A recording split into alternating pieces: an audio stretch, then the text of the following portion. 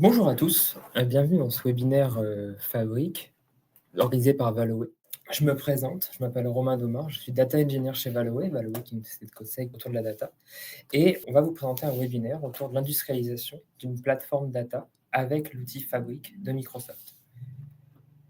Donc qu'est-ce qu'on va voir dans ce webinaire? Dans ce webinaire, on va voir plusieurs choses. On va voir tout d'abord qu'est-ce que Fabrique. On va représenter Fabrique. Fabrique, c'est un outil qui est assez jeune. On va représenter ce que c'est, quels sont les outils qu'offre Fabrique et comment on peut les utiliser. Et ensuite, on va vous présenter aussi les objectifs de cette industrialisation de la plateforme, de la data plateforme, la plateforme de données qu'on va construire sur Fabrique. Pourquoi on veut industrialiser, quels sont les gains qu'on attend avec une industrialisation. Une fois qu'on aura présenté les enjeux, je vais vous présenter comment organiser la plateforme. Parce que donc on va avoir notre data plateforme, il va falloir organiser différents objets. Tout d'abord, il va falloir organiser nos données, savoir comment on veut organiser les données brutes, les données enrichies, les données nettoyées pour les utilisateurs, pour les métiers ou les utilisateurs techniques. On va voir également comment organiser les objets, les items dans Fabrique, donc les éléments qui vont nous permettre de traiter la donnée, de la présenter, de la stocker. Et enfin, dans un processus d'industrialisation, on va voir comment on peut intégrer notre plateforme industrialisée dans un cycle de vie. Donc, gérer des releases, gérer du développement collaboratif, etc.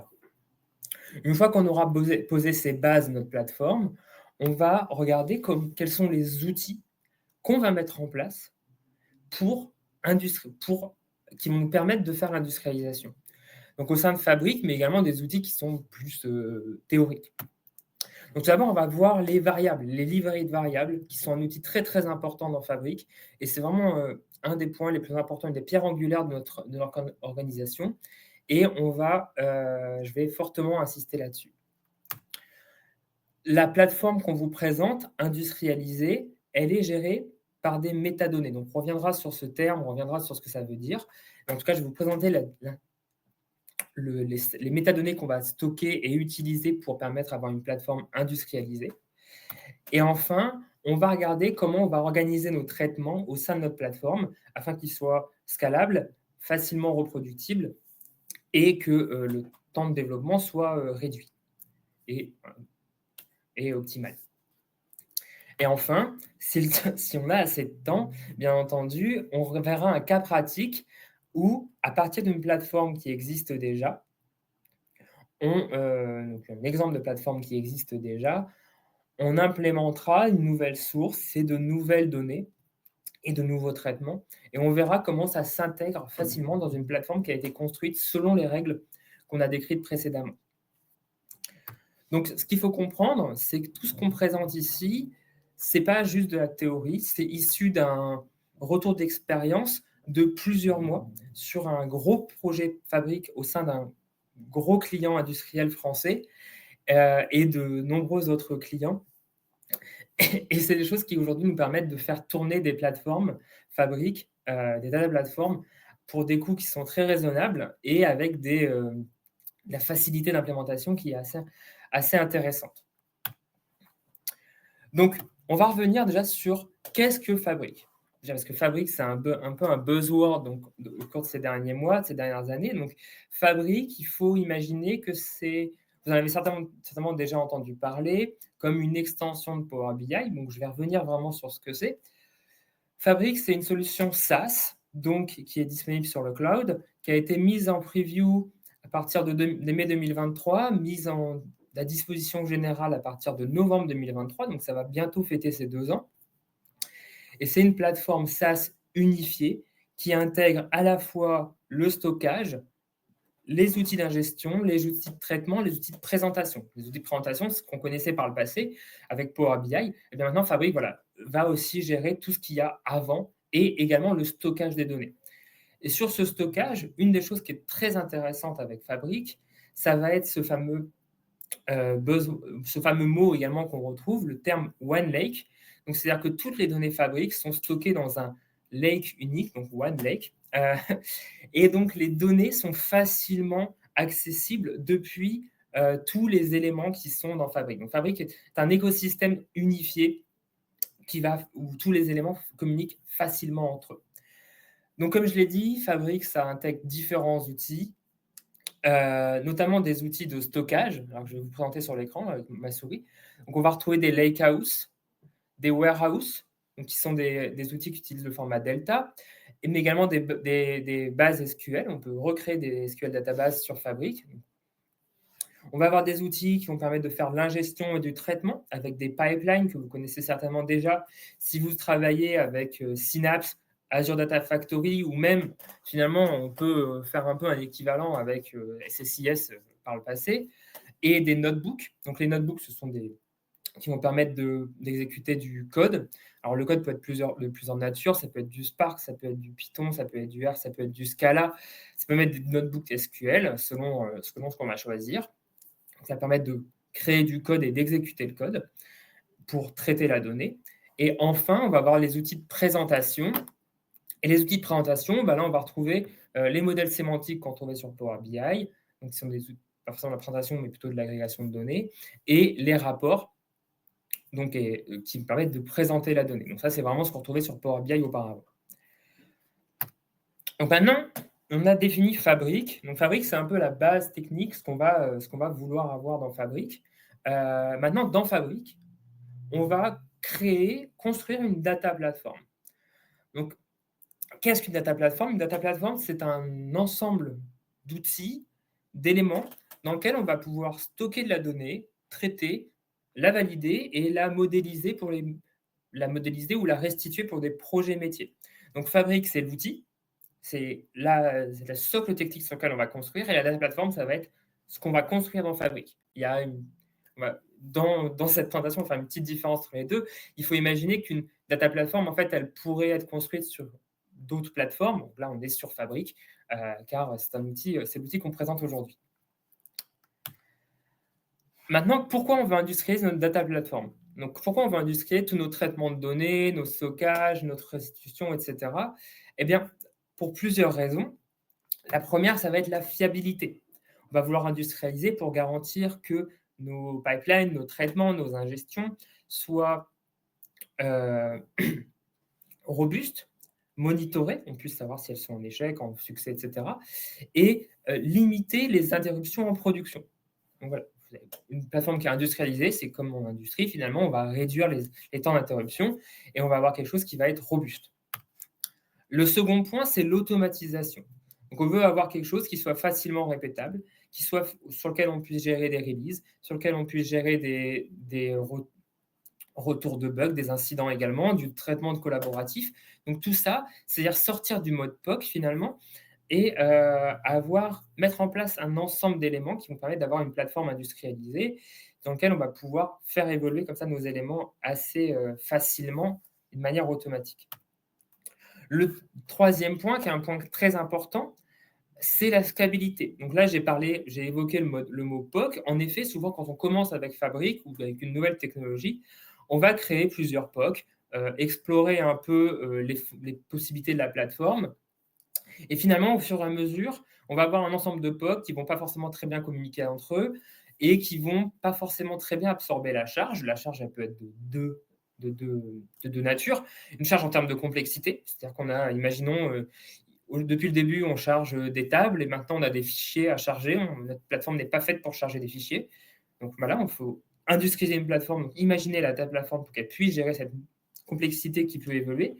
Et aussi en termes de volume, c'est-à-dire qu'on peut avoir également des croissances de données. Donc on a prévu nos POC, nos premiers traitements pour des traitements de quelques milliers d'éléments. Et bien demain, on en a plusieurs millions. Il faut que la plateforme elle puisse tenir. Et en tout cas, que l'architecture qu'on a mis en place soit scalable. Et ça va permettre deux gains. Le premier gain, ça va être le time to market. Donc, c'est-à-dire le temps entre l'expression du besoin métier et la solution technique. Parce qu'en effet, si tout est industrialisé, ça va être plus simple de produire, on va pouvoir respecter des calendriers, on va pouvoir avoir quelque chose on ne va pas devoir réinventer la roue à chaque fois. Et le second point, c'est le coût également. Le coût, on a vu avec le time to market, ça va être le coût humain, le coût de développement, mais en fait, Fabric a un coût d'exécution. On va acheter une capacité qui peut être une capacité de différents niveaux, soit une F2, c'est la plus basse, ou plus important, les F4, 8, 16, etc. Et ça va nous permettre d'avoir plus ou moins de puissance. Et l'idée d'industrialiser sa data platform, ça va être d'avoir le maximum pour la puissance minimum. Donc, c'est d'avoir les traitements qui sont les plus optimisés possibles, le plus de parallélisme, des choses comme ça, pour réduire les coûts de développement et de maintenabilité et de run finalement. Donc, maintenant que je vous ai présenté ça, je vais vous présenter rapidement Fabric. Donc, Fabric, si vous travaillez aujourd'hui sur Fabric, vous voyez à quoi ça ressemble. On va aller voir dans l'interface. Donc, Fabric, comme je disais, c'est une solution qui est une solution SaaS, donc qui est accessible directement via votre navigateur. Alors, il y a des outils qui peuvent s'interfacer avec Fabric, comme typiquement Azure DevOps, Visual Studio, Azure Data Explorer, mais tout peut se faire également dans le navigateur. Et au sein de votre navigateur, vous pouvez aller sur app.powerbi.com et vous allez atteindre votre portail, anciennement Power BI, maintenant le portail Fabric. Et au sein de ce portail, on va retrouver plusieurs choses. Je vais revenir sur les éléments les plus importants. Donc, tout d'abord, ce qu'il faut comprendre, voilà, comme je disais, c'est que Fabric, c'est une capacité. Donc, on a un ensemble de capacités. Donc, on va pouvoir acheter des capacités de niveau 1, 2, 3, enfin de niveau 2, 4, 8 plutôt, F2, F4, F8, etc., etc.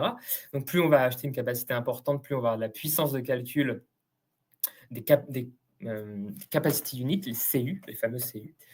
Et ensuite, on va pouvoir assigner cette capacité à des workspaces. Les workspaces, finalement, ce sont, si vous voulez, des environnements de travail dans lesquels on va pouvoir créer nos éléments.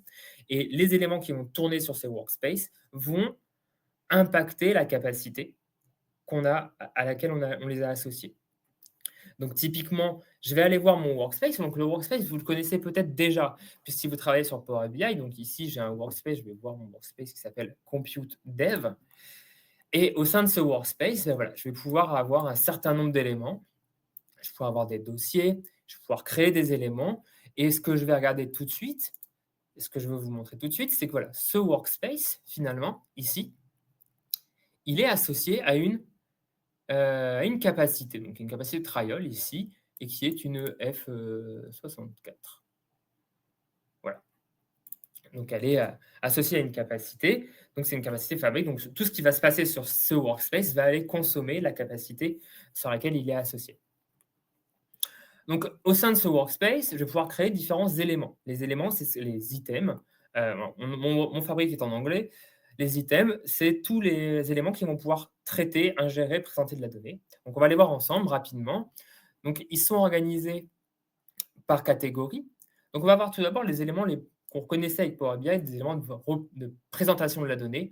On va avoir les dashboards. Ce qui nous intéresse ici, ça va plus être les rapports, typiquement les rapports Power BI. Ensuite, on va avoir les éléments qui nous permettent d'ingérer de la donnée, donc get data. Donc, on a beaucoup d'éléments qui correspondent, qui peuvent s'articuler sur vos besoins. Nous, ici, on va surtout parler des pipelines et des notebooks, mais il y a pas mal d'autres options, notamment des data flows, des options de mirroring, des jobs également, depuis pas très longtemps. Et on va avoir les dernières catégories d'éléments que je vous ai présentés pendant la présentation, c'est ces éléments de stockage, donc les store data. Et là, en fait, on va retrouver donc ce dont je vous parlais, les lakehouse, les warehouse et les SQL databases. On va avoir un ensemble d'autres éléments également, par exemple le Event House, les modèles sémantiques, Cosmos DB. Donc ça, on ne va pas le présenter ça aujourd'hui. Donc il y a beaucoup d'autres choses également. Donc ça, ce sont des éléments qui vous permettent de stocker de la donnée. Alors, ce sont juste des regroupements logiques de la donnée. À la fin, toutes les données, elles seront dans OneLake. Il faut imaginer qu'on a ces éléments de stockage qui ensuite, eux, permettent d'accéder facilement à des données qui sont organisées, qui sont finalement, in fine, dans OneLake.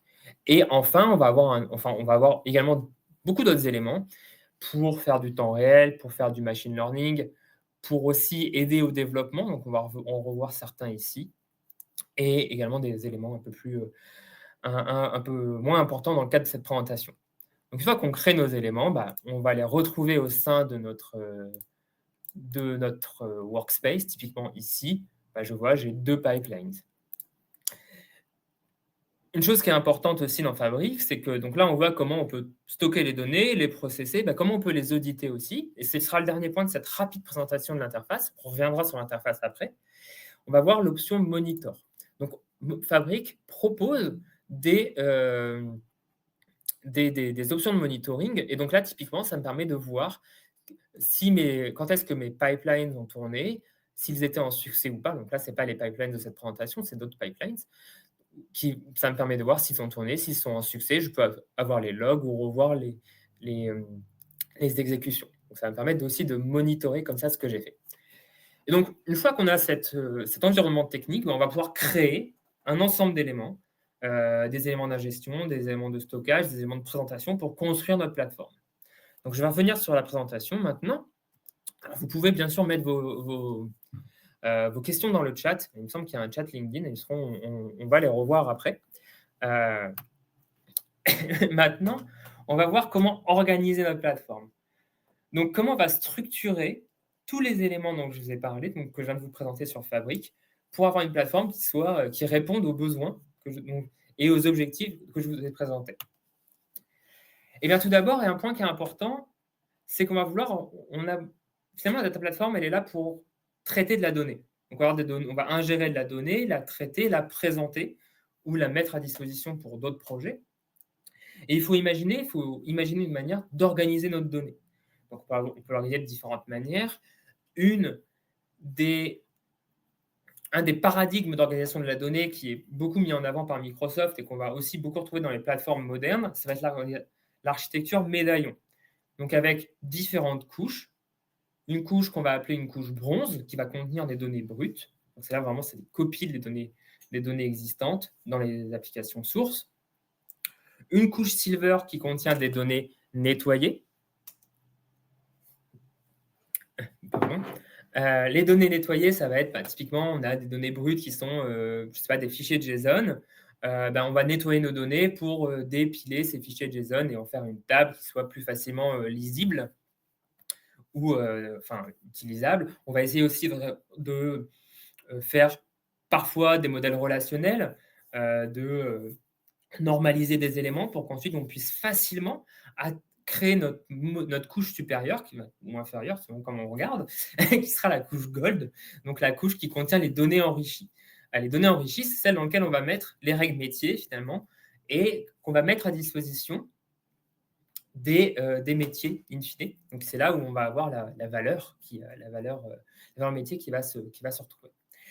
Donc, on va organiser nos données comme ça, en plusieurs couches, mais on le voit déjà, c'est que les acteurs qui vont interagir avec ces données ne seront pas toujours les mêmes. On va voir que si on a des données brutes qui sont des fichiers JSON, il faut un certain pool de compétences pour pouvoir traiter ces informations, pour pouvoir les nettoyer.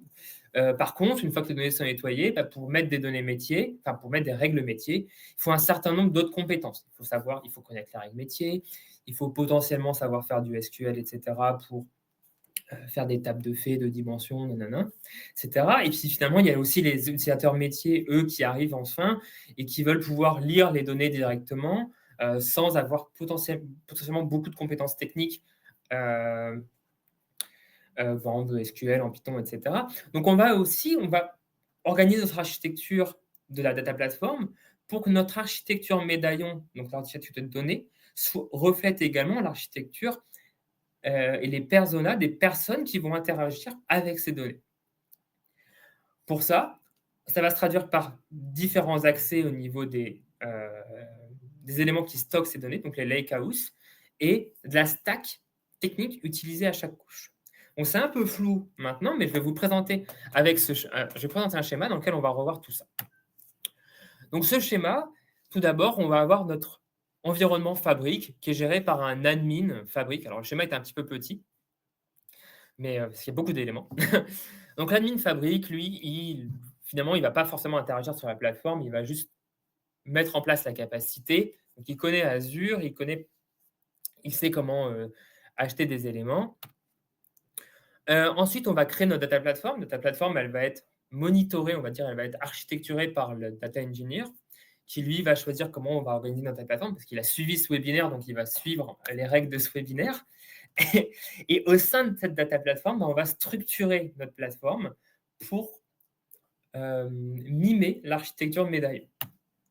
Donc tout d'abord, on va avoir notre couche bronze. Donc comme je disais, la couche bronze, c'est une couche qui contient des données brutes. Donc tout d'abord, ce qu'il faut comprendre, c'est que nous, on va organiser une plateforme avec, pour chaque couche, un lakehouse distinct. Et au sein de ce lakehouse, on pourra avoir des schémas par application source, par exemple. Donc on va avoir un premier lakehouse qui sera le lakehouse bronze, qui va contenir nos données brutes. Ce lakehouse, on va l'alimenter avec des pipelines. On peut l'alimenter avec pas mal de choses, des pipelines, des notebooks, etc. Mais comme ici, on veut stocker de la donnée brute, on va essayer de rester au plus simple, au plus low-code possible. Donc, les pipelines, ça marche très bien, avec des activités de copie. Ici, la personne qui va interagir avec ce niveau de la couche, enfin, ce niveau de l'architecture, ça peut être un data engineer. C'est quelqu'un qui maîtrise Data Factory, les pipelines, la variabilisation, la création d'objets dans Fabric. Donc, on a notre donnée bronze. Maintenant, notre donnée bronze, il faut qu'on la nettoie, comme je l'ai expliqué auparavant. Donc, maintenant, on va passer à la donnée silver. Donc, la couche silver, la donnée nettoyée. C'est-à-dire que les données, elles vont être lues depuis le lakehouse bronze. Hop, elles vont être lues depuis le lakehouse bronze, processées et écrites dans un lakehouse silver, donc qui sera la deuxième couche, qui va contenir, lui, uniquement des données nettoyées, avec potentiellement, comme je l'ai expliqué auparavant, une modélisation qui peut être relationnelle.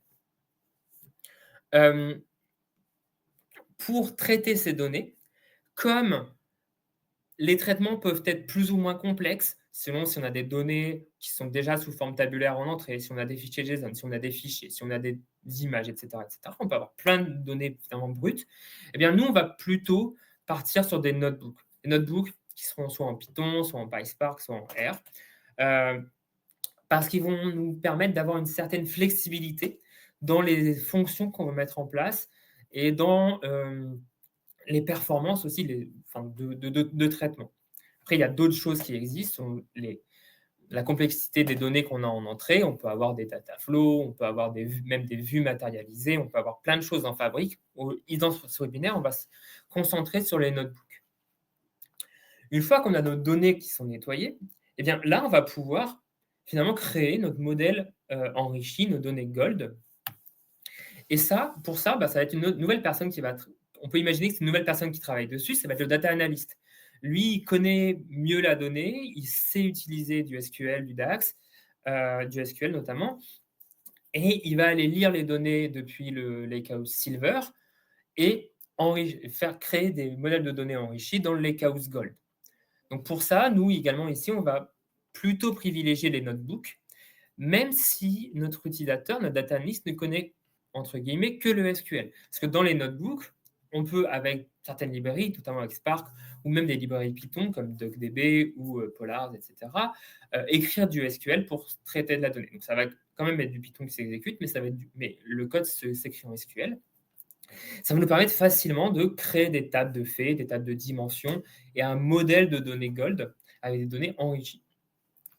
Et finalement, là, on a déjà nos trois couches, mais je vais en rajouter deux.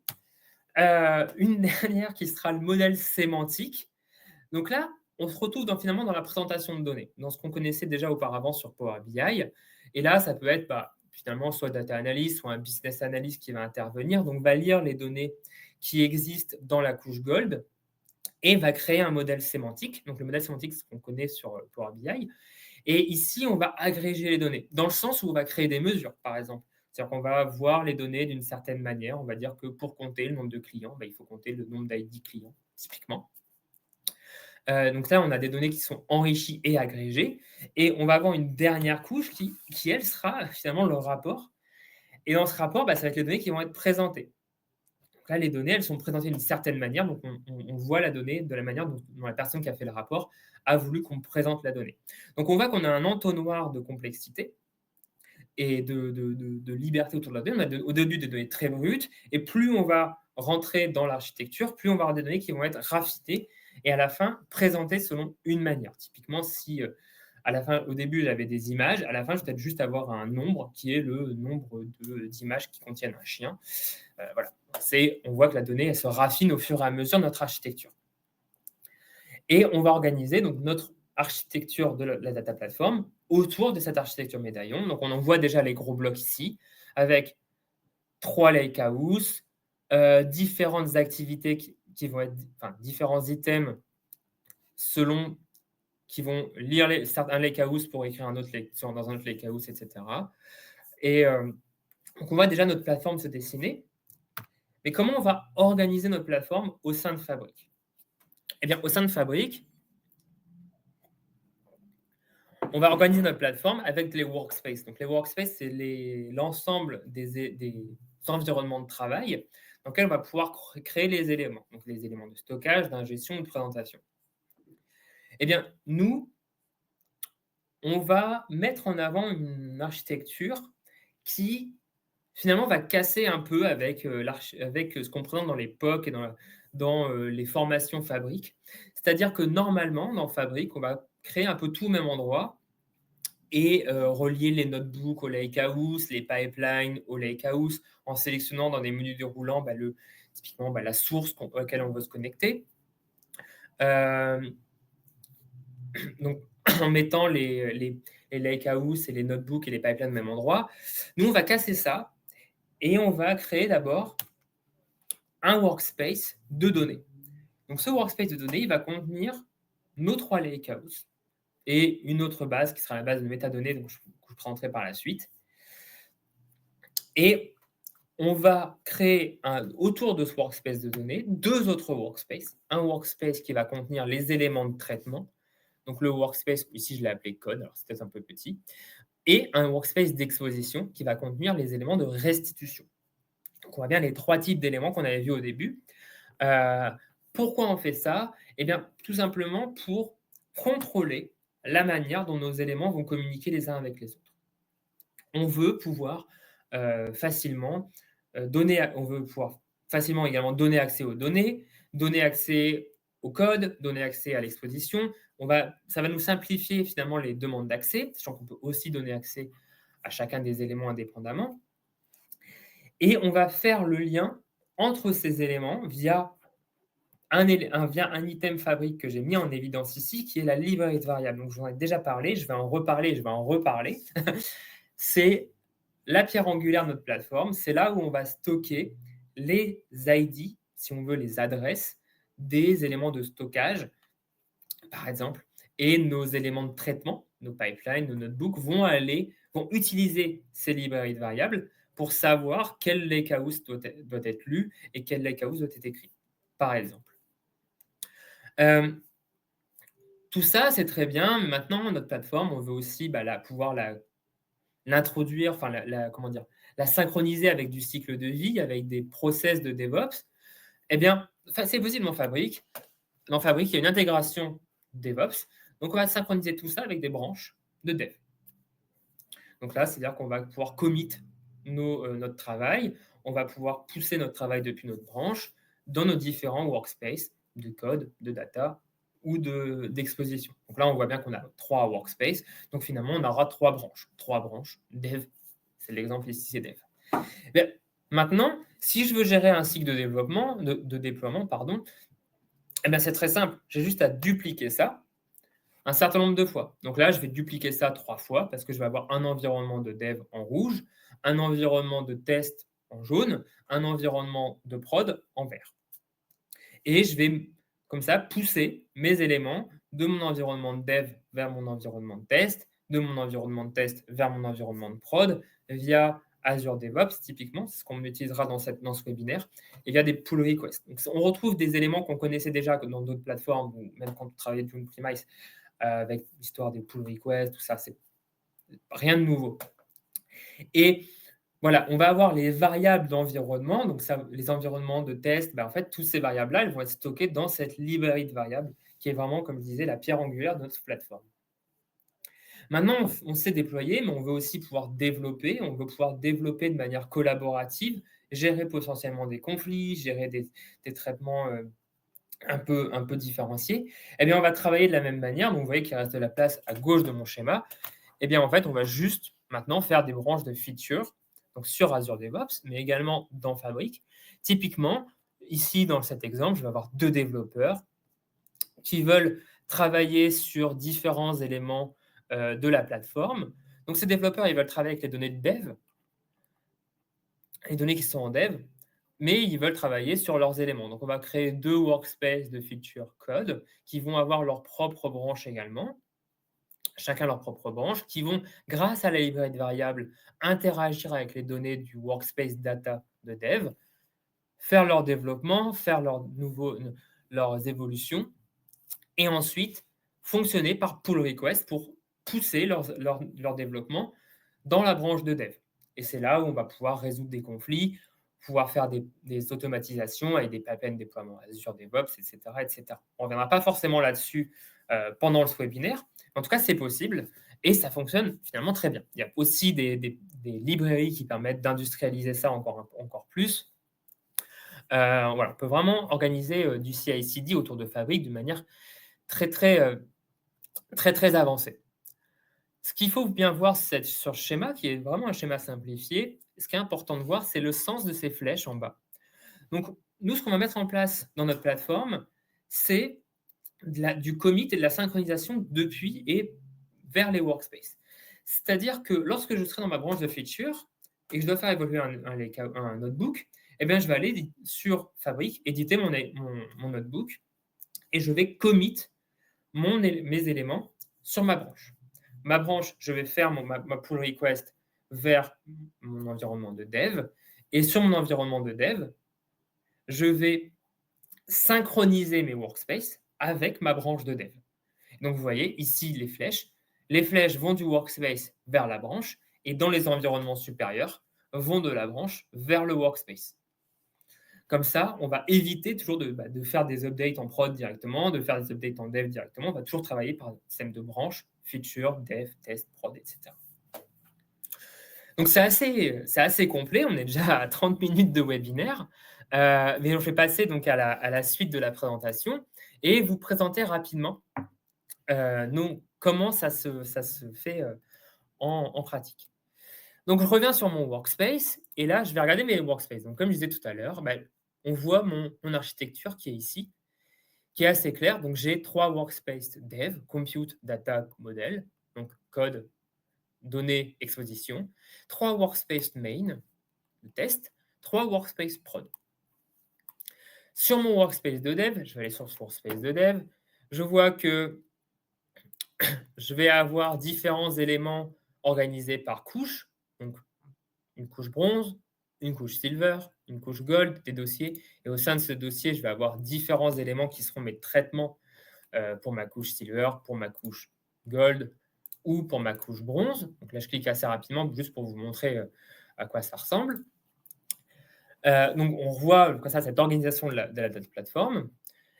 Maintenant, ce qu'on veut voir également, c'est cette partie source control. Donc, on voit en haut à droite ici. Donc ici, j'ai le source control. On voit typiquement que j'ai fait des changements sur mon environnement de dev, mais je peux maintenant les commit sur ma branche de dev. Parce que aujourd'hui, mon environnement de dev est synchronisé à une branche que je vois ici en bas.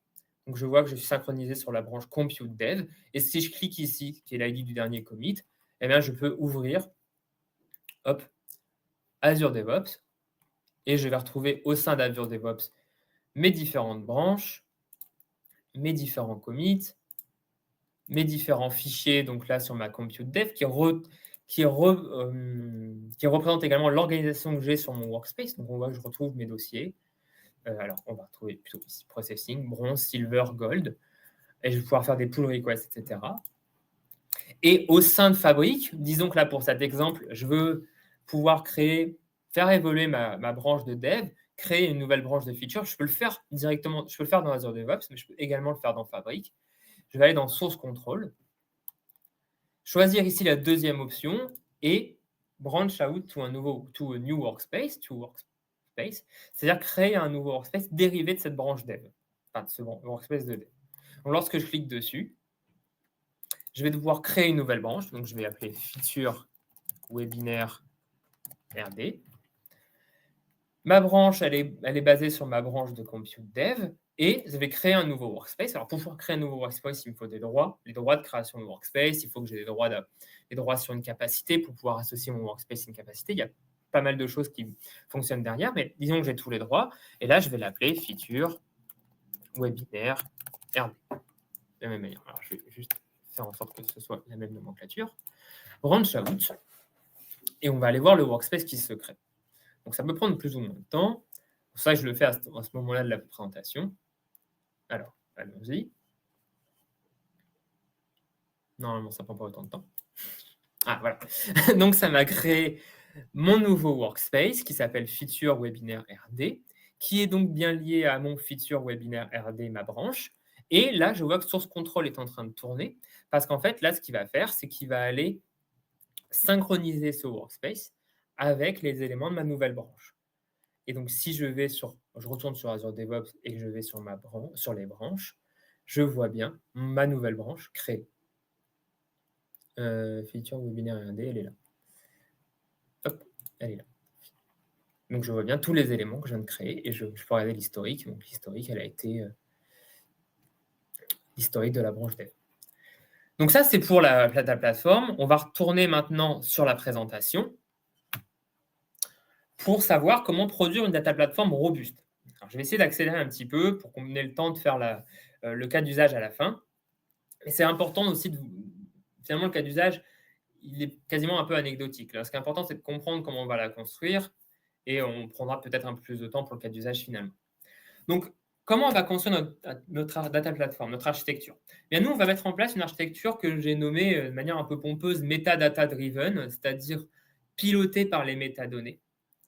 C'est-à-dire qu'on va avoir un ensemble, laissez-moi reformuler, on va sortir du mode box. C'est-à-dire qu'on va rien vouloir hardcoder. Rien ne sera écrit en dur dans notre code.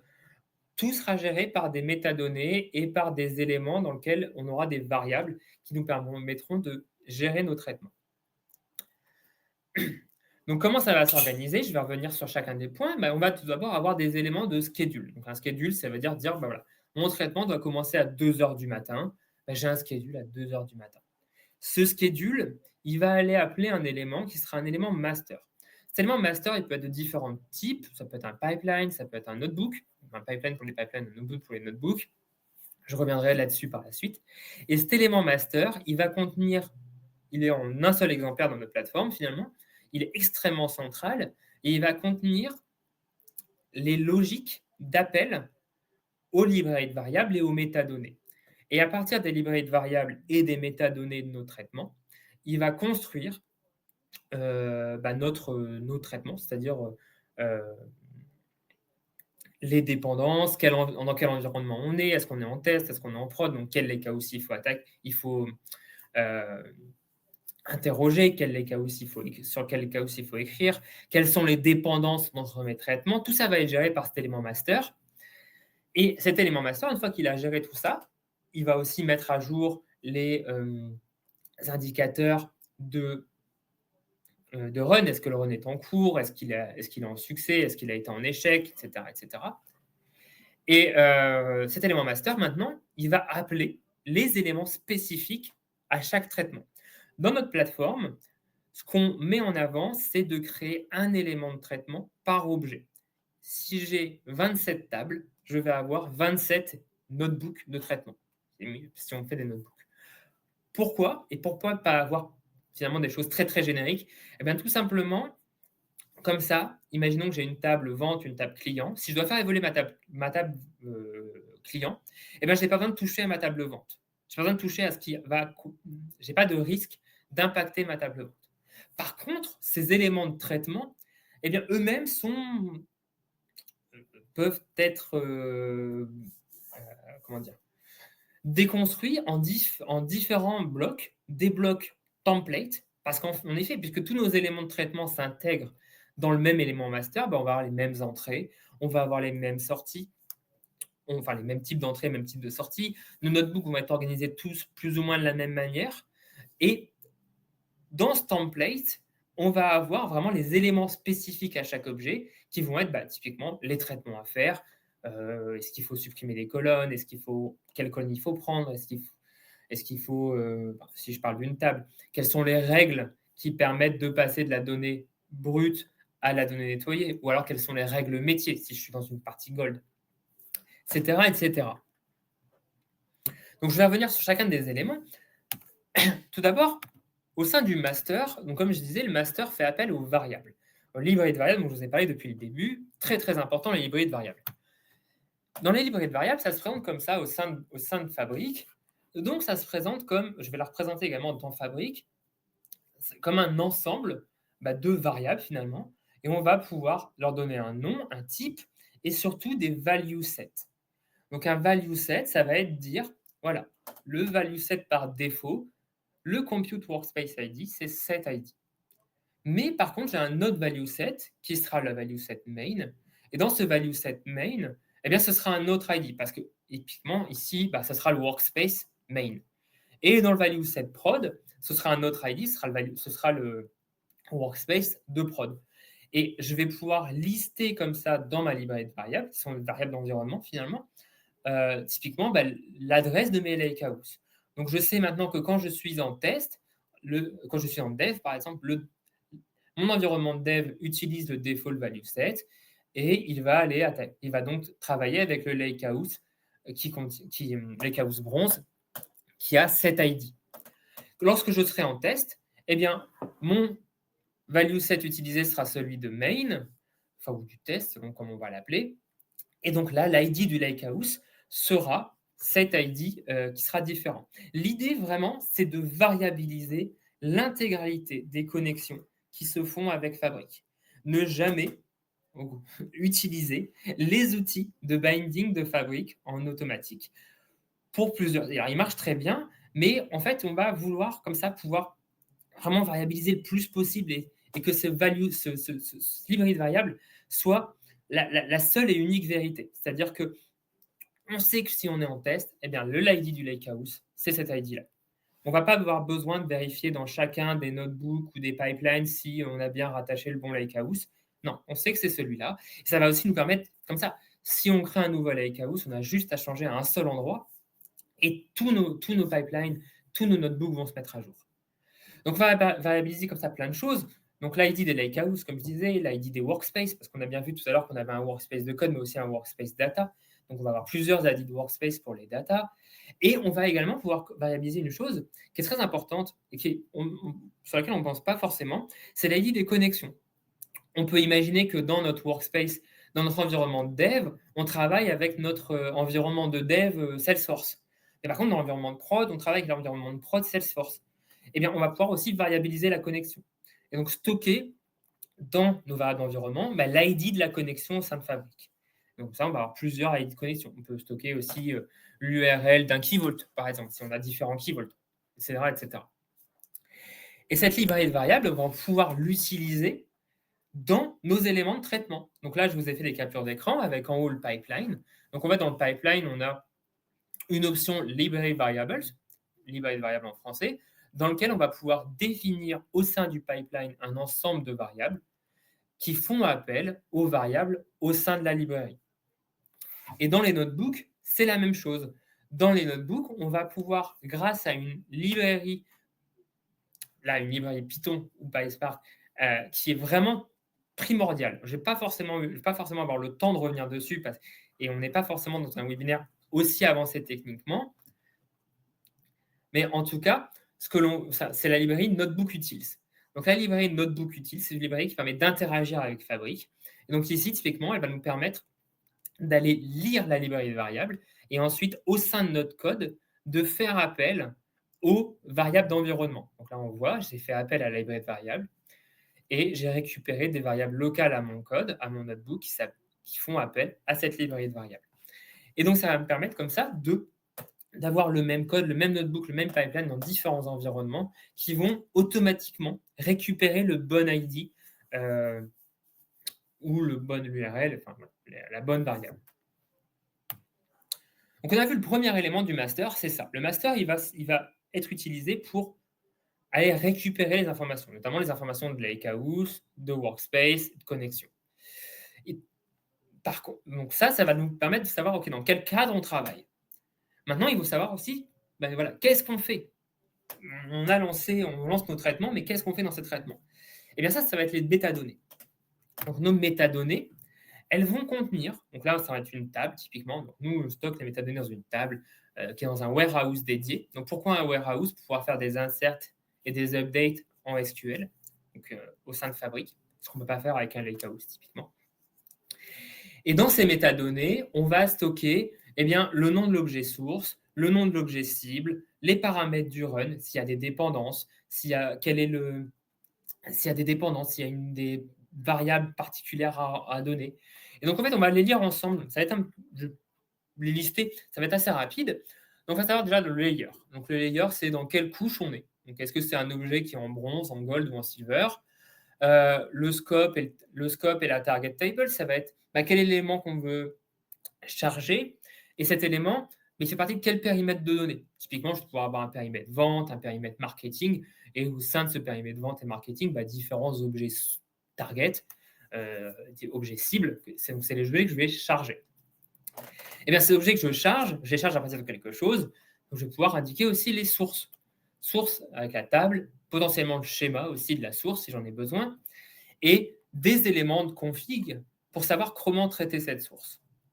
Typiquement, chose qui va être importante, c'est si je fais de l'incrémental, je vais stocker la colonne ou le champ sur lequel je vais me baser pour faire l'incrémental. Je vais avoir potentiellement un certain nombre d'autres configurations, des mappings, des queries à lancer sur cette source, si c'est du SQL typiquement. Je vais pouvoir avoir également dans ces métadonnées un point qui est très important, ce sont les processing items. C'est-à-dire que disons que je veux charger une table vente, je sais que ma table vente, grâce à mes métadonnées, ma table vente, je dois la charger grâce à un notebook qui s'appelle notebook vente, nb_vente. Ça, c'est les métadonnées. Donc, c'est-à-dire que le notebook, le pipeline master ou l'élément master dans Fabric, il va lire les métadonnées, dire voilà, je dois charger ma table vente et je dois faire appel donc au notebook vente.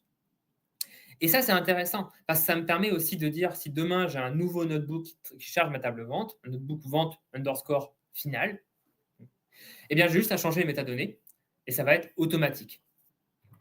Ce qu'on va stocker aussi, ce sont les dépendances. Dans les dépendances, on va avoir mon notebook vente pour s'exécuter. Il faut que le notebook client, mon objet vente, pour charger mes ventes, il faut que j'ai chargé mes clients. Sinon, mon notebook ne fonctionne pas très bien, ça ne marche pas. Donc, je vais pouvoir avoir des dépendances comme ça. Et ce sera plus vrai en silver et en gold, mais on verra que notre élément master, qui sera un notebook à ce moment-là, je vais revenir dessus dans la présentation, lui va gérer ses dépendances. Il va créer un graphe d'exécution qui va nous permettre de dire, tout d'abord, je vais lancer mes clients, puis ensuite, je vais lancer mes ventes. Et une fois que j'aurai lancé mes ventes et mes clients, je vais pouvoir potentiellement calculer ma table de fait. Donc voilà, il y a pas mal de choses. On va avoir ensuite 2-3 éléments qui sont inhérents au lakehouse et à Fabric. Potentiellement, on va pouvoir avoir des clés d'optimisation. Donc, si on veut faire du Z-order, un peu de l'indexage sur les tables delta. Donc, on va aussi pouvoir stocker ça dans metadata pour gérer ça en automatique par la suite. Et on va aussi indiquer si le run il est actif ou pas. Et on a une dernière partie qui sera une partie de monitoring. Donc, on ne reviendra pas forcément longtemps là-dessus dans cette présentation. Mais il faut comprendre que ces métadatas, elles sont en 2 parties. Il y a la partie, OK, je dois chercher un certain nombre d'éléments, comment je le charge. Maintenant, mon chargement s'est passé. Qu'est-ce qui s'est passé? Ça va être cette partie monitoring qu'on va également retrouver dans les métadonnées. On va retrouver, là dans l'exemple, le statut du dernier run. Donc, est-ce qu'il a été en succès? Est-ce qu'il a été en échec? On va retrouver la date de début, la date de fin du run, la dernière valeur chargée, la delta value, on appelle delta pour l'incrémental, les détails du run. Donc, on peut stocker un peu des logs ici, des logs très simples, on pourrait les stocker dans cette métadata. Et pour aller plus loin, on va aussi stocker dans ces métadonnées et on va stocker des éléments de monitoring qui vont permettre, grâce à l'interface de monitoring que je vous ai montré tout à l'heure, de retrouver facilement le run au sein de l'interface Fabric. Pour ça, on va stocker le workspace, l'item et le run ID, qui va nous permettre finalement de reconstruire l'URL au sein de Fabric pour retrouver notre run. Et ces éléments-là de metadata, on va les charger dans l'élément master et on va les donner, on va les envoyer à nos éléments de traitement, ou plutôt on va les utiliser pour générer les traitements, paramétriser les traitements. Donc on le voit là-haut, typiquement sur un pipeline. Là, je vous ai fait une capture d'écran qui est un peu obscure, mais grosso modo, c'est le début, enfin, c'est les variables d'entrée d'un pipeline ou d'un traitement enfant. Donc on voit, je lui envoie le mode de chargement, son statut, sa requête, sa valeur delta, la colonne, etc. Je lui envoie également aussi des variables d'environnement pour que l'élément enfant sache quel est le lakehouse qu'il doit aller lire et sur quel lakehouse il doit écrire les informations. Et au sein d'un notebook master, donc on reviendra sur une présentation par la suite sur le notebook master, je vais renvoyer les mêmes choses. Voilà, on retrouve les mêmes éléments que j'envoie à mon notebook enfant. Et maintenant, on va parler donc des traitements enfants. Donc les traitements enfants, ça va être beaucoup plus rapide. Grosso modo, on va avoir des éléments de template, les entrées, les sorties, les fonctions, la structure du notebook ou du pipeline. Et on va avoir des éléments spécifiques qui sont les règles de transformation et les règles métiers, potentiellement. Donc, on va aller sur Fabric maintenant et voir à quoi ça ressemble en vrai. Donc, je vais essayer d'accélérer un petit peu. J'essaye de faire en sorte que ce soit le plus clair possible. N'hésitez pas à mettre des questions si vous en avez dans le chat. Hop, j'essaie juste de changer d'écran. Voilà. Donc, je vais repartir sur Fabric.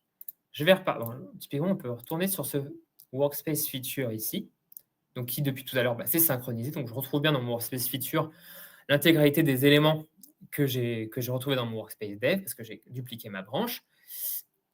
Et donc, je vais aller voir d'abord, moi, c'est organisé dans différents dossiers, donc dossier générique. Je vais avoir mes éléments helper. Dans mes éléments helper, je vais retrouver ma variable d'environnement. Mes variables d'environnement. Donc, c'est ce que je vous montrais tout à l'heure. Je vais avoir mes différentes variables d'environnement. Et si je veux créer une nouvelle variable d'environnement, je peux ajouter une variable. Et je vais l'ajouter, typiquement, je vais dire environnement. Je vais dire que c'est, ici, on est en environnement de dev. Ici, on est en environnement de test. Ici, on est en environnement de prod. Donc, j'ai créé une nouvelle variable. Et maintenant, je peux l'enregistrer. Quand je l'enregistre, il me met un message en me disant « Attention, vous enregistrez votre variable d'environnement, ça va impacter tous les éléments qui utilisent vos variables d'environnement. » Donc là, je n'ai rien changé, donc je fais « OK ». Et donc voilà, maintenant j'ai changé mes variables d'environnement, j'ai rajouté une nouvelle variable qui s'appelait environnement, pour cet exemple. Ce qu'on va voir ici direct, voilà, ce qu'on voit, c'est que j'ai modifié quelque chose, donc je vois dans le source control que je peux aller commit mes modifications. On le fera après. Ce que je vais voir maintenant, c'est mes éléments master. Donc, je vais revenir rapidement sur le pipeline master, parce que finalement, c'est une architecture assez simple qu'on va même retrouver dans qu'on peut retrouver dans les templates donnés par Microsoft. Donc, en gros, notre pipeline master, il va aller lire les métadonnées. Ensuite, pour chacun des éléments des métadonnées, donc il va prendre des éléments en entrée de notre pipeline, typiquement voilà, le périmètre qu'on veut charger. Disons que je veux charger les ventes. Ça me permet de filtrer mes métadonnées. Ça va récupérer uniquement les objets de vente. Lister donc, les objets de vente. Pour chacun de ces objets de vente, ce que je vais faire, c'est aller récupérer l'élément qui est censé traiter ces données. Donc, typiquement, là, j'ai ma table vente. Voilà, je vais récupérer l'élément qui traite la table vente.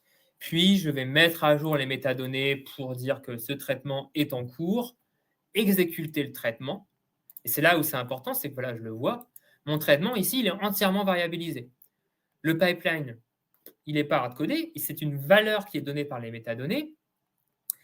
Les targets, les lakehouse, les workspace, tout ça, ce sont des valeurs qui sont données par les librairies de variables. Et les éléments, ce sont des variables qui sont données par les métadonnées. Et une fois que mon élément enfant s'est exécuté, je vais remettre à jour mes métadonnées en disant si c'est un succès ou un failure ou un échec, et en mettant à jour également un certain nombre d'informations qui permettent de faire du monitoring sur ce run qui vient de s'exécuter. Donc, vous voyez ici, ce sont des scripts SQL. C'est pour ça que j'utilise une warehouse pour pouvoir facilement, au sein de mon pipeline, faire des inserts, des updates avec un script SQL. Donc ça, c'est pour l'élément pipeline, l'élément master pipeline. Comme je vous l'ai dit, les pipelines, on va surtout les utiliser pour la partie bronze. Et donc ici, on ne va pas forcément gérer des dépendances, on va surtout copier en batch des informations. Là où on va surtout avoir plus de complexité, ça va être sur la partie silver et gold. Donc là, on va utiliser le notebook. Et bien, de la même manière, on va avoir un notebook master que je vais vous présenter, qui s'ouvre à l'écran. Donc, il y a un notebook ici, un notebook PySpark. Ce qu'il faut savoir, c'est que ce que je montre là, on peut également le faire en Python, en pur Python. Vous lirez certainement que le Python est très intéressant sur Fabric. En effet, donc, ce que je vous présente là peut être fait en Python également. Et donc, il va fonctionner de la même manière. C'est-à-dire que tout d'abord, il va se configurer, il va aller... on va configurer le notebook pour le lier dynamiquement. Donc ça, vous l'avez peut-être déjà vu dans les présentations Fabric. Les notebooks, on va pouvoir les lier à des lakehouse pour aller facilement lire les données du lakehouse et les écrire. Et bien ça, on ne va jamais lier directement le notebook, on va toujours le faire dynamiquement grâce à ces magic, ce qu'on appelle des magic, qui s'appellent configure, qui permet de configurer le notebook. Donc là, une fois que j'ai exécuté cette cellule, le notebook est lié au lakehouse. Et donc, bon, ça va me permettre de, si je suis en dev, d'être sur le lakehouse de dev, et si je suis en test, d'être sur le lakehouse de test. Vous connaissez l'idée. Ensuite, je vais récupérer un certain nombre de variables d'environnement et je vais créer ici, ça c'est très important, on va prendre un petit peu de temps là-dessus. Notre élément master, comme je disais, en silver et en gold, on va potentiellement avoir des dépendances. On va potentiellement vouloir exécuter un traitement après l'autre, avoir un certain nombre de retries, etc., etc. Et ici, on veut exécuter des notebooks. On pourrait mettre nos notebooks dans des pipelines et faire nous-mêmes ces dépendances.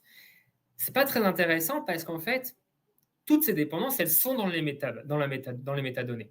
Donc, en fait, sur la base de nos métadonnées, on va pouvoir créer dynamiquement un graphe d'exécution qu'on va appeler un DAG et utiliser toujours une librairie qui nous intéresse ici, qui s'appelle la librairie Notebook Utils, toujours pour exécuter nos notebooks. Ça a un deuxième intérêt, et ça, c'est pour les personnes qui ont déjà travaillé avec Fabric, c'est que notre notebook master va créer une session, notamment une session Spark, et les notebooks enfants vont s'exécuter dans cette session.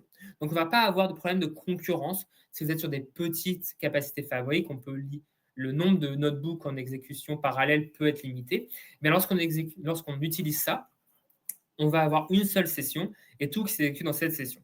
Donc, en termes de coût, en termes de temps d'exécution, c'est vraiment très intéressant. Et donc voilà, donc là, je ne vais pas revenir sur le code, il exécute le code, il me crée le graphe d'exécution. Et alors, je vais vous le montrer, peut-être pas ici, parce que hop, je vais revenir sur le même, mais dans un autre workspace, juste pour voir le schéma. Voilà, ici. Et donc, il m'a créé ce que je montre ici, un notebook, un graphe d'exécution.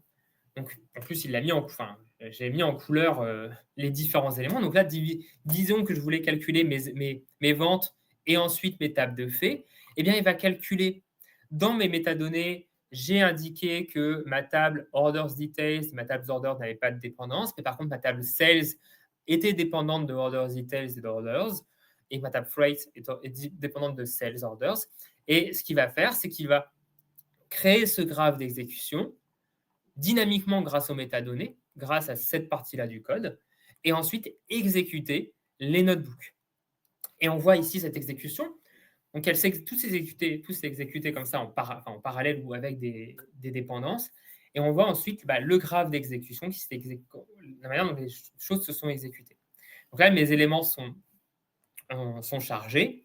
Et ensuite, de la même manière que précédemment, je vais aller mettre à jour grâce à des requêtes SQL, donc en utilisant par exemple la librairie PyODBC, mes métadonnées pour que mes métadonnées soient à jour. Ensuite, comme je disais tout à l'heure, je peux aussi avoir des étapes d'optimisation des tables, si je veux faire du vacuum, si je veux faire du Z-order, du V-order, etc., pour optimiser mes tables delta. Donc, je peux aussi créer dynamiquement mes scripts d'optimisation via les métadonnées. Sur les métadonnées, donc là, on arrive à la fin de cette présentation. On va peut-être pas avoir le temps de faire le cas d'usage. Enfin, je vais le faire, mais en tout cas, dans le temps imparti. Mais c'est important de voir, on a vu pas mal de choses. Ces métadonnées, moi, ce qui va m'intéresser, ça va être de vous montrer qu'on les a en base de données et qu'on les a aussi commit dans notre environnement. Je vais revenir là-dessus parce que c'est très important. Donc, ce sont des données, donc elles sont stockées dans mon workspace de données. Donc, si je vais dans mon workspace data dev, je vais retrouver mes différents lakehouses et mon warehouse métabase qui contient les métadonnées. Au sein de ce warehouse, je vais avoir, alors ça pourrait être une SQL database également. Alors, ça va charger, ça prend un peu de temps. Hop, voilà. Je vais avoir un ensemble, je vais avoir une table qui s'appelle process qui contient les métadonnées. Et je vais pouvoir voir, voilà. Alors, un exemple ballon Milmo, on va les regarder ensemble. Donc voilà, c'est un peu petit sur votre écran. Je vais essayer de zoomer un petit peu. Voilà. On voit que ma table de fait alors, on est dans le scope sales. L'élément s'appelle sales review. Ben, l'élément sales review, il va se charger à partir de le processing item NB Silver Sales Review. Et ce notebook NB Silver Sales Review, je vais le retrouver dans mon workspace compute, dans processing 02, parce qu'on est en silver, NB Silver Sales Orders. Alors, c'était review, je crois, dans l'exemple, mais vous voyez l'idée, c'est que je vais stocker dans les métadonnées le nom de mes notebooks au sein de, de ma data platform. Et comme je l'ai montré, le notebook master, lui, va aller récupérer au début, il va aller lire les métadonnées pour créer, comme je l'indique ici, le graphe d'exécution. Et maintenant, il sait, grâce aux métadonnées, quel élément appeler dans la plateforme pour charger la table Sales Orders. Et ces métadonnées, on va pouvoir également les sauvegarder et avoir une gestion, une contrôle de version avec ces métadonnées. Comment? Eh bien, simplement avec, par exemple, Visual Studio ou directement avec Azure DevOps. Je peux vous montrer sur Azure DevOps. Si je vais dans ma branche feature webinaire, eh bien, je vais pouvoir voir, alors je ne sais plus où elle est, init, voilà, script 00mtb, un script d'initialisation de ces métadonnées. Et donc, disons ici que je veux modifier, je veux rajouter une table. Donc là, en fait, ça va me permettre d'historiser, de savoir, d'avoir un script qui me permet facilement de déjà gérer, qui va mettre à jour les éléments fixes de mes métadonnées. Et ça va permettre de gérer, voilà, si je veux rajouter une table, il faut que je rajoute des métadonnées pour cette table. Donc, pour l'instant, ça va être dans ma branche de feature, puis dans ma branche de dev, puis dans ma branche de test. Et donc, après, j'ai juste à exécuter ce script pour que les métadonnées se mettent à jour et donc que les éléments master en test, eux, directement reprennent les bonnes données, etc., etc. Donc, je vais pouvoir le committer, regarder son historique. Donc là, je crois que son historique, voilà, je n'en ai pas beaucoup. J'ai deux historiques. Mais typiquement, disons qu'ici, je veux rajouter une nouvelle table. Eh bien, j'aurais juste à faire dans Azure DevOps, Edit, et rajouter des éléments. Donc, je ne vais pas le faire. Et commit. Donc, je ne sais pas si c'est assez clair. En tout cas, voilà, on voit bien que aujourd'hui, nos éléments master, ils vont lire des variables, lire des métadonnées, gérer l'exécution des pipelines enfants. Et nos pipelines enfants, je vais aller en voir, enfin nos éléments enfants, je vais aller en voir un. Et on s'arrêtera, ce sera la fin de cette présentation théorique. Ensuite, on pourra faire le cas d'usage si vous avez encore quelques minutes. Donc, le pipeline enfant, ils vont tous se présenter de la même manière. Comme je disais tout à l'heure, des éléments de template, typiquement ici la configuration de ce notebook, la présentation de comment afficher la configuration du notebook, exécuter des fonctions, récupérer des fonctions, récupérer les variables d'environnement parce qu'on va aussi vouloir les récupérer dans les variables dans les notebooks enfants, récupérer les paramètres d'entrée, donc ils sont toujours les mêmes pour tous les pipelines enfants. Et ensuite, ici, voilà, c'est à cet endroit-là qu'on va avoir vraiment le spécifique. Ici, voilà, c'est une requête SQL, parce que c'est du Spark SQL. Donc, c'est là où on a du spécifique. Une fois qu'on a fini le spécifique, bah, hop, on repart sur du template. Parce qu'on va ajouter des champs techniques qui seront toujours les mêmes pour tous nos objets. On va aller avoir des fonctions de cast pour faire en sorte que, bah, voilà, si on veut un integer dans notre base de données, le champ est bien un integer. Et ensuite, on va avoir un ensemble d'appels à des fonctions qui se basent sur le mode de traitement, les fameuses métadonnées, encore une fois, pour savoir s'il doit overwrite, c'est-à-dire écraser la table, ou la mettre à jour en faisant un merge. Et donc là, j'ai ouvert typiquement le NB Silver Sales Order. Je vais ouvrir Order Details, qui a un autre pipeline spécifique, et on va repasser rapidement dessus. Eh bien, on voit les mêmes éléments spécifiques, les mêmes éléments template, et voilà, l'élément spécifique qui diffère. Alors, ici, c'est une seule cellule, mais on peut imaginer avoir plus d'éléments spécifiques. En tout cas, à la fin, on va retrouver nos mêmes éléments template. Donc, c'est vraiment, il faut imaginer ça. Même si l'item est unique, il est construit sur un template qui a des éléments qui sont génériques, ou plutôt qui sont reproduits. Ce qui va nous permettre aussi, c'est de se dire, bah, voilà, si j'ai une modification grâce à Azure DevOps ou avec Visual Studio, eh bien, puisque tous les notebooks ont la même structure, je peux facilement aller éditer tous les notebooks d'un coup. Imaginons si cast colon aujourd'hui prend un troisième argument, eh bien, je peux juste aller sur Azure DevOps. Je vous le montre très rapidement. Voilà, hop, paf.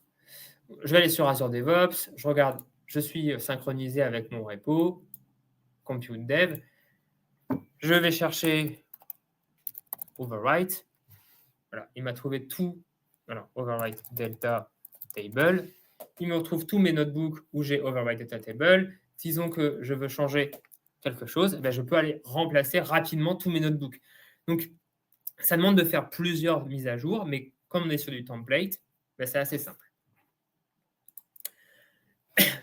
Donc, c'est la fin de cette présentation théorique.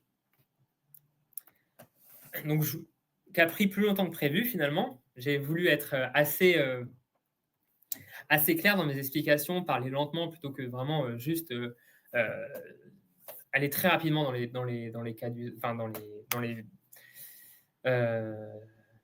dans les fenêtres fabriques. J'espère que c'était clair.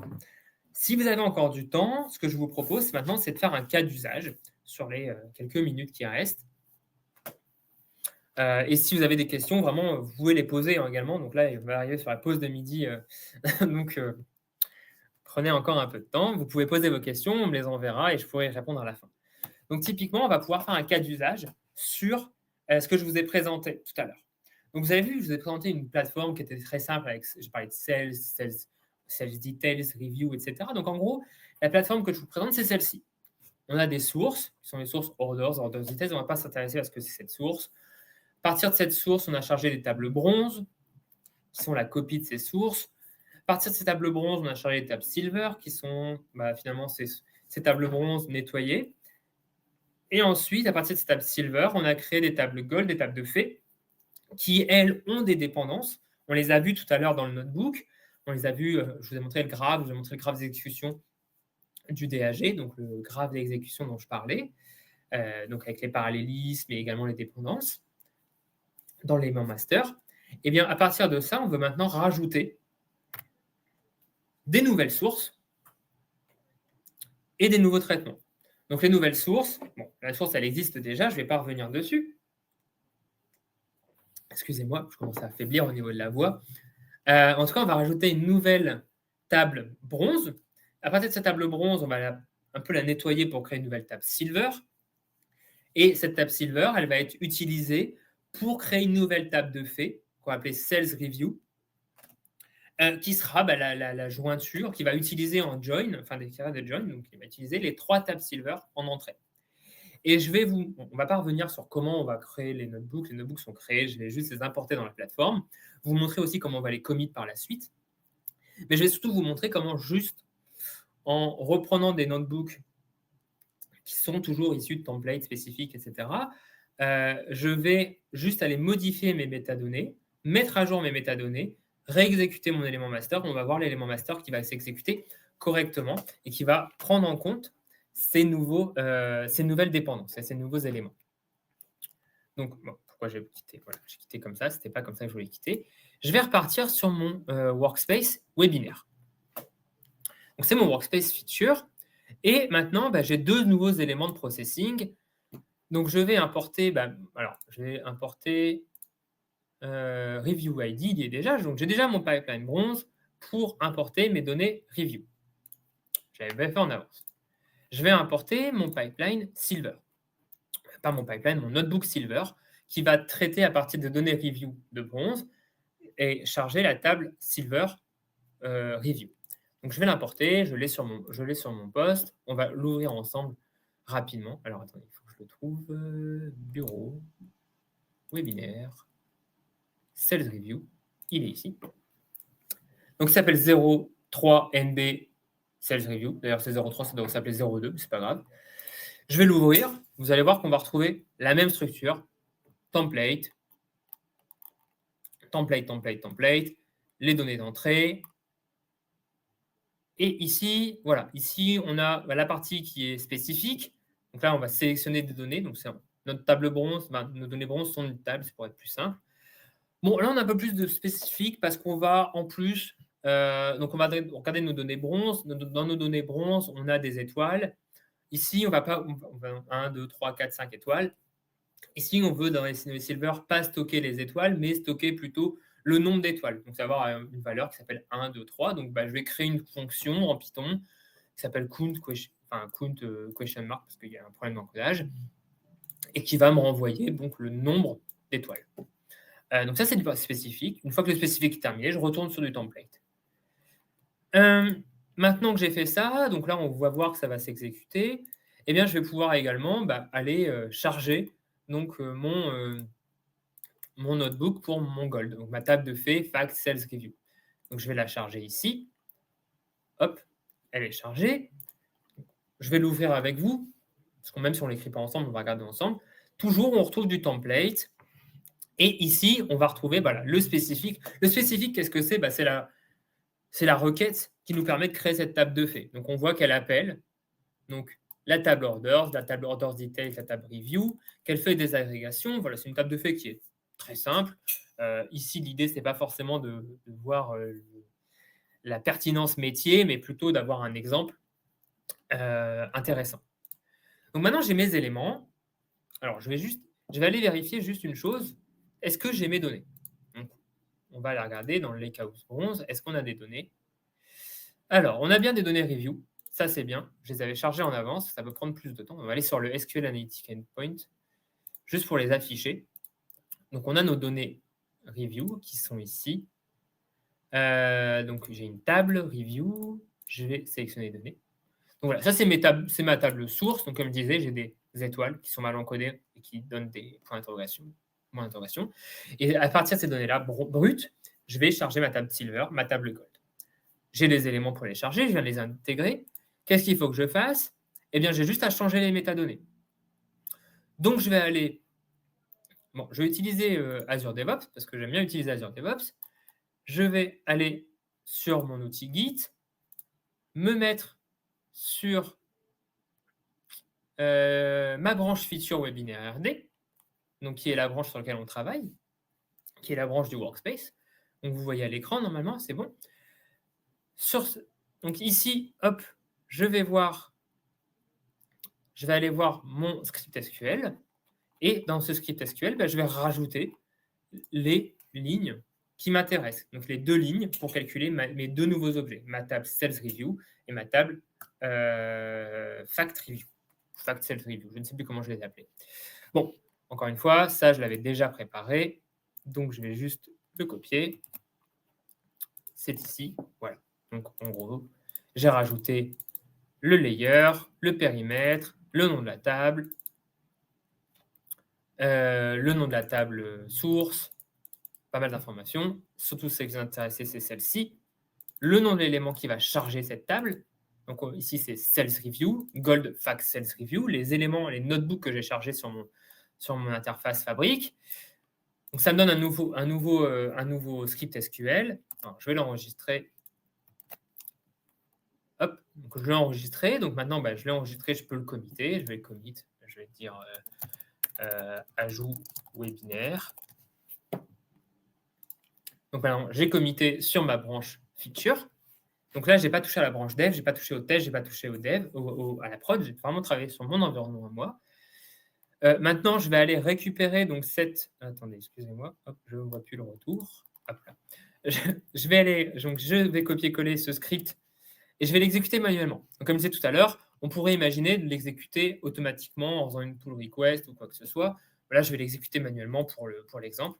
Donc, je vais dans ma métabase et j'exécute mon script. Ce qu'il va faire ce script, c'est qu'il va mettre à jour les éléments immuables des métadonnées et rajouter les lignes qui manquent. Alors, ce que je vois, je pense qu'elles y étaient déjà. On va l'exécuter tout de même. Et il y a un problème dans le update. On va regarder. If not exist, ligne 248. Ce serait dommage que ça monte à cet endroit-là. Ah, ici, il doit y avoir une virgule qui se balade. Voilà, il y a une virgule qui se baladait. Donc, je mets à jour.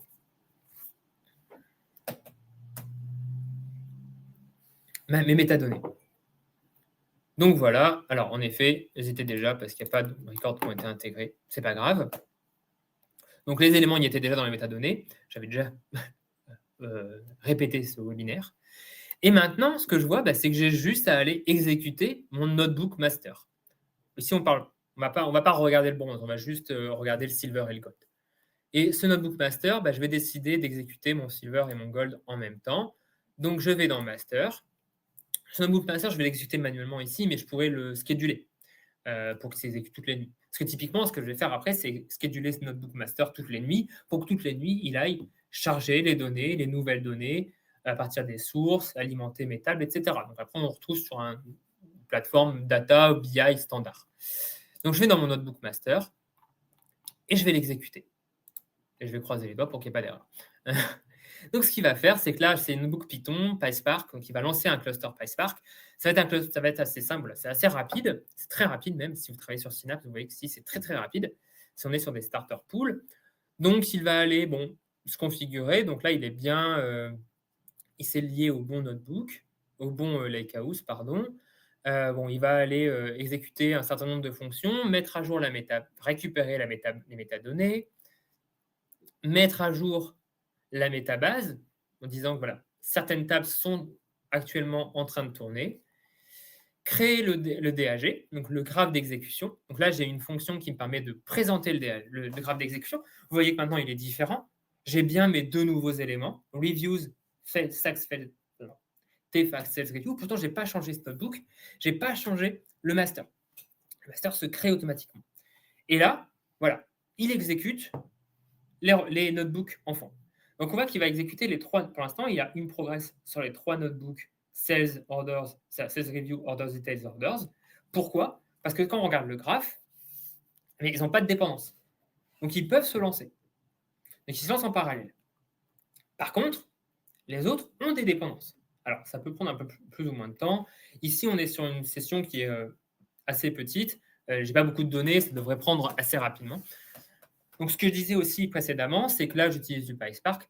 C'est possible de le faire en Python pur. Si vous lisez la documentation, si vous lisez un peu les articles autour de Fabric en ce moment, on parle beaucoup de Python, Python de PySpark. On peut le faire également en Python. Ça marche. Donc là, mes notebooks s'exécutent. Ce qu'on voit, c'est que voilà, je n'ai pas d'autres sessions. Je suis toujours sur la même session Spark. Ça, c'est très intéressant. On va juste aller, je vais rouvrir un nouveau Fabric, juste pour aller monitorer en même temps. Donc, on voit que alors que j'ai plusieurs notebooks qui s'exécutent, je n'ai qu'une seule session active qui s'appelle Notebook Master. Et c'est au sein de cette session que mes autres notebooks s'exécutent. Et là, je suis dans l'activité de monitoring. Si je clique sur cette activité, sur ce notebook, donc j'ai une autre vue avec vraiment des logs, etc. Si je vais dans Item Snapshot, je vais voir mon notebook master et ensuite voilà, les trois notebooks qui s'exécutent en ce moment. Donc après, les trois autres vont s'exécuter également. Donc je vais les retrouver par la suite. Donc là, ils sont réussis. On les voit. Les trois notebooks ont réussi. Et maintenant, les trois autres notebooks, donc les tables de fait, s'exécutent.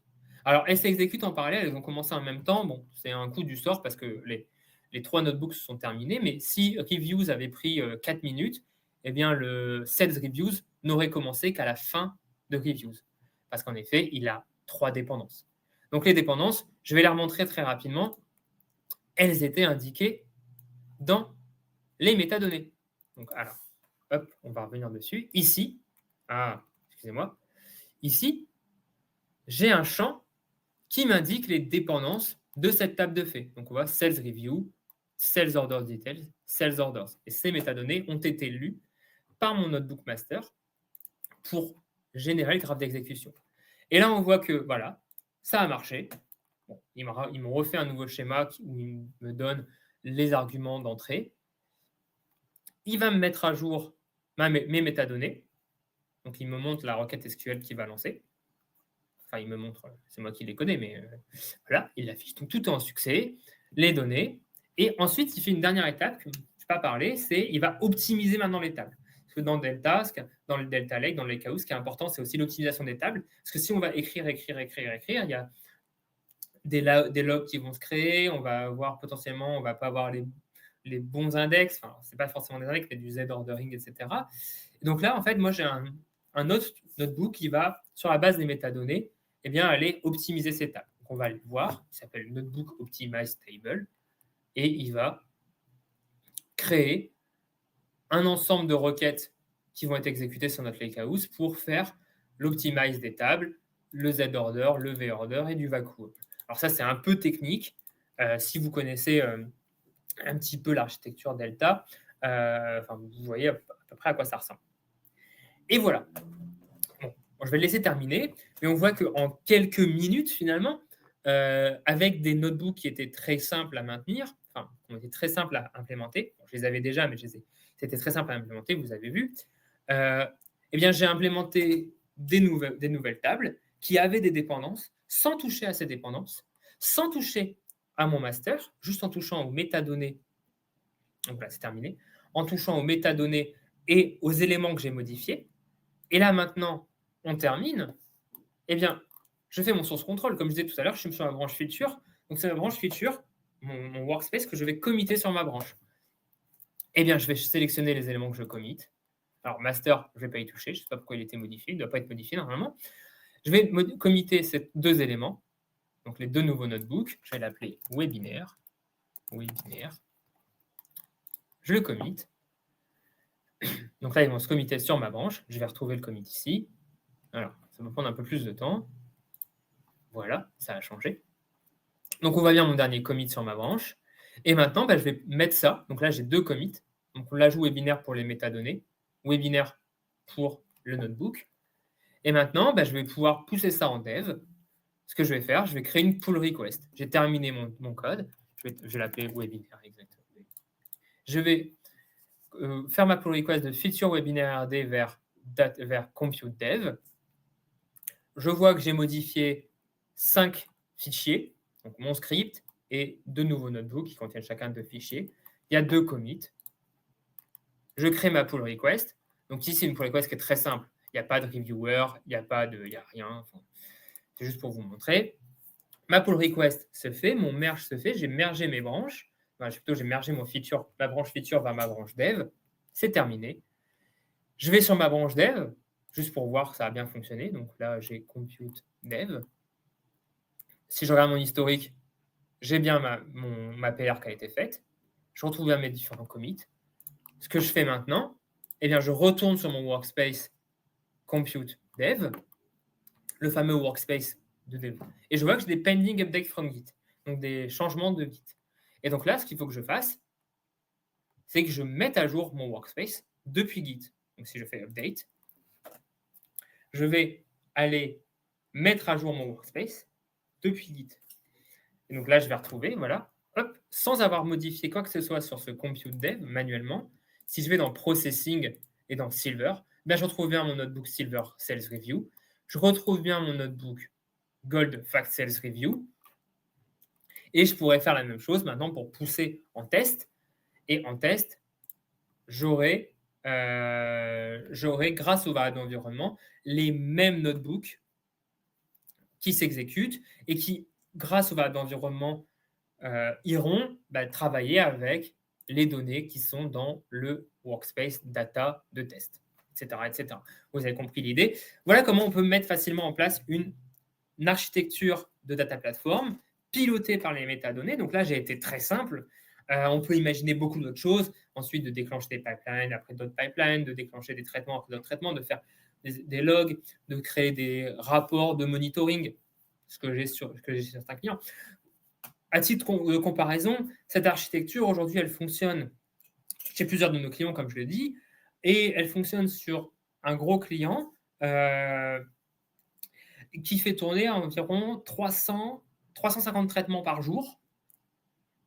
Donc, entre le bronze, le gold, le silver et le gold, sur une capacité F8. Donc, on n'a pas beaucoup. On a des données qui sont quand même assez conséquentes. On peut avoir des tables à plusieurs millions de lignes. Une capacité F8, c'est le 3e niveau capacité fabrique. Et encore, on peut encore l'optimiser. Donc voilà, c'est une capacité, c'est une organisation de plateforme qui est simple à maintenir, scalable, qui peut s'intégrer facilement à toutes les organisations et qui est, en termes d'économie, en termes de coût, qui est très intéressante. Donc, je vais revenir sur le webinaire, enfin sur la présentation pour clore le webinaire. Alors, hop, je ne voulais pas aller là-dessus. Voilà. Donc, est-ce que vous avez des questions? Là, a priori, il n'y a pas de questions. Donc, je vous remercie tous pour votre temps. Je m'excuse, je vous présente mes excuses pour les 24 minutes de décalage, mais j'espère avoir été le plus clair possible. Car même si vous n'avez pas pu accéder, même si vous n'avez pas pu voir le cas d'usage en live, vous pourrez peut-être le revoir en replay, pardon. En tout cas, donc nous, on vous invite donc à prendre contact avec nous, bien sûr. On propose des formations autour de Fabric. Aussi, si vous avez des questions, potentiellement à pouvoir nous les poser. Si vous avez des questions sur Fabric, vous les poser, alors soit par mail, soit via LinkedIn, soit toujours sur ce chat, ou via le site web Valoé. Et je vous remercie, c'était un exercice qui était tout nouveau pour moi, tout nouveau pour Valoé. Je vous remercie, vous, d'avoir été là, et puis l'ensemble de l'équipe Valoé pour leur aide à la préparation. Et je vous dis, je vous souhaite une bonne journée, un bon appétit.